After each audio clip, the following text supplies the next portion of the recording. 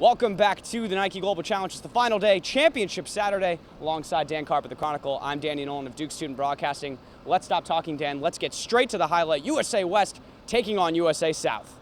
Ivan Rabb getting ready for the championship game. A huge slam there in warm-ups, but the dunks wouldn't stop there for Stanley Johnson and Devin Booker.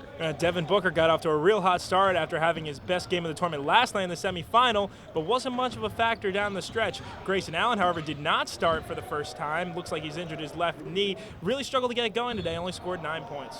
A sweet move there, though, by Allen. But Dan, let's talk about the defensive intensity in this game. A lot of blocks. It was a block party, Danny. There you see Ivan Rabb with one of his 3 blocks. Point guard Joel Berry coming in from behind, but definitely what was the swat of the day. Kelly Oubre, look at the intense stare down he gets after that one.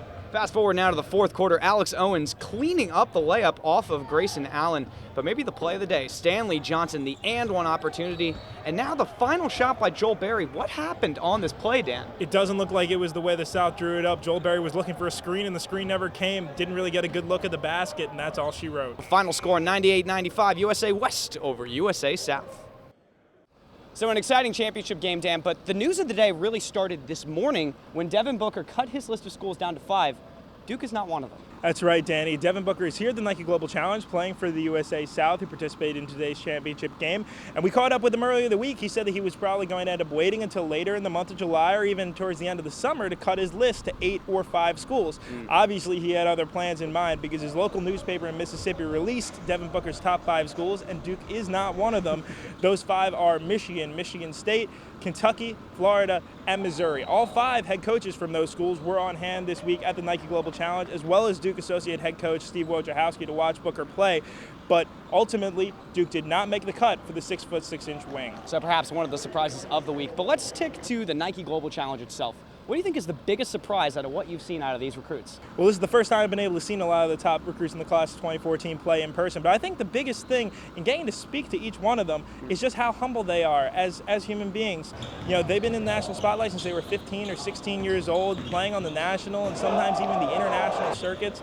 And, you know, people have been in their ear all along, but at the same time, every one of them, when we spoke to them, said, you know, they're just so thankful for the opportunity to be able to play here against the best players in the world. And they also took the time to thank every single coach who's recruiting them, whether or not they are entertaining their scholarship offers currently. What about you, Danny? It's good to see good kids also be good basketball players. It's a perfect combination. It's what coaches want to see. But I'm just surprised how good these kids actually are. Look, you read on paper, you know, #1 recruit, #2 recruit in their class. You think, yes, they're good at that high school level. What will they do to translate to the college level? I think what you're seeing these days is people can really leave out of high school and go straight to the NBA. Some of these guys are so talented, whether it be the athleticism to get up and down the court so fast, their blocking ability to get even as high as 12 feet in the air we saw a couple times this week, alley-oop dunks. I mean, this was showtime a lot of the week.